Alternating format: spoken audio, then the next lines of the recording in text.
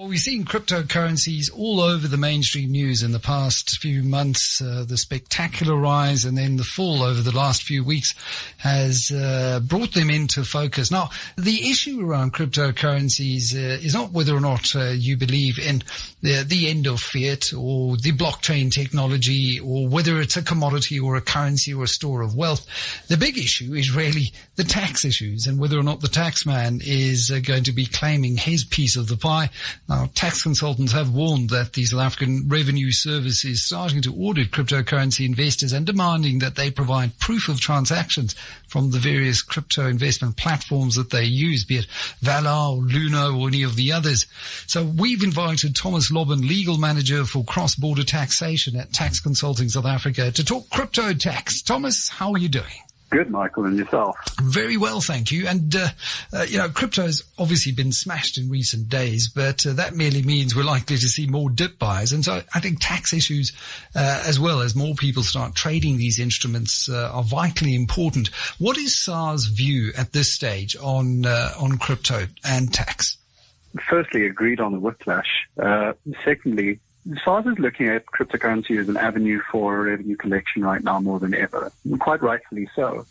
The interest in cryptocurrency in South Africa has increased dramatically over the last couple of years, and it seems that in many quarters, South Africa is in a form of crypto tax hangover. These transactions in cryptocurrency are something that has always been taxable, and SARS is picking up on this as an area of significant concern from a compliance perspective and are simply acting on that. When you look at taxable events when dealing with crypto investments, I mean, people you can actually use cryptocurrencies to pay for things. I don't know how many people actually do that. So when the price has been so volatile, what are the major taxable events when dealing with crypto investments? Well, Michael, when you're looking at transacting in cryptocurrency, it's primarily disposals that you should be aware of.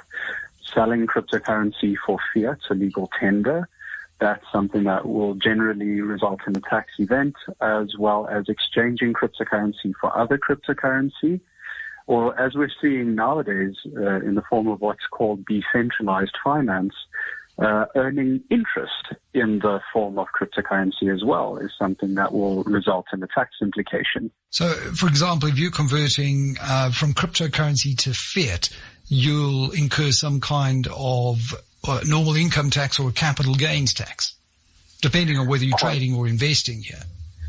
Very well put, and that's exactly the case.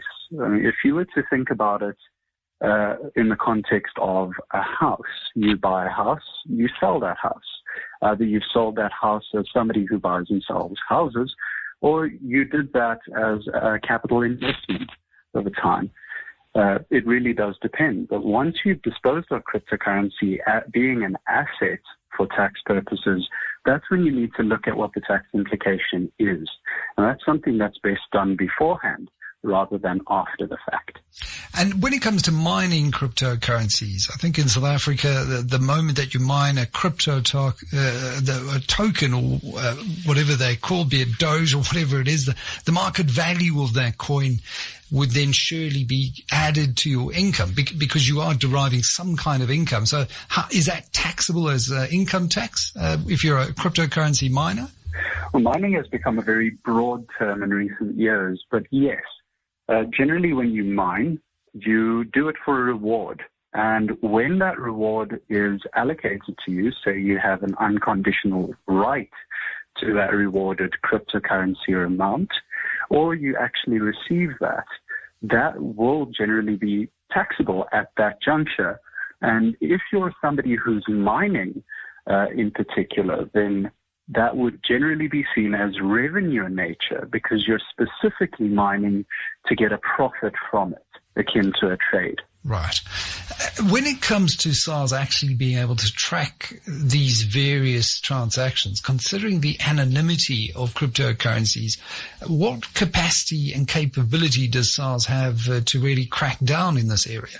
Well, firstly, following the budget review earlier this year, SARS will be getting or has been allocated an additional 3 billion rand to upgrade its technological infrastructure and its stature as an organization, Where that's going from a technological point of view, information gathering mechanisms, audit mechanisms, I can't say for sure. But from a practical perspective, what I've seen in the field is SARS is starting at ground level with taxpayers themselves. They're asking them directly, tell us if and why you've held cryptocurrency, and give us your transaction reports, your bank statements to support this disclosure that you are or are not making. And omitting relevant information or lying in response to those audit letters from SARS, which generally come off the back of a return, is a criminal offense in and of itself. Further than that, SARS has access to foreign financial records in relation to South African taxpayers. In fact, this is given to SARS automatically in many cases. And it's not sufficient for a taxpayer to say, SARS cannot find me, I've worked through a foreign bank account, or I haven't externalized or withdrawn the funds. At some point, there is a deposit that has been made or a withdrawal that's been made into a foreign account or a local account. That is a single breadcrumb that's needed to lead down a full audit journey. Well, and I think that is the bottom line for those who may think that if you're trading in cryptos, you have some degree of anonymity. We do see that regulatory net closing in around cryptos all over the world. It was a big topic of discussion in the US towards the back end of last week. We know there's the Common Reporting Standard, there's FATCA, there's sharing of information between revenue authorities all over the world. So I guess to conclude and ask in terms of what must be declared here, Thomas, I think declare any kind of information that you may have available when it comes to how you've traded or invested in cryptos. Well, indeed, Michael. You know, in South Africa, the onus is on the taxpayer to prove that they're subject to an exemption or a lower rate of tax or amount of tax liability generally. It's not ours to prove that you owe that amount. And at the end of the day, playing things transparently with the revenue collector will show good faith in that you have nothing to hide.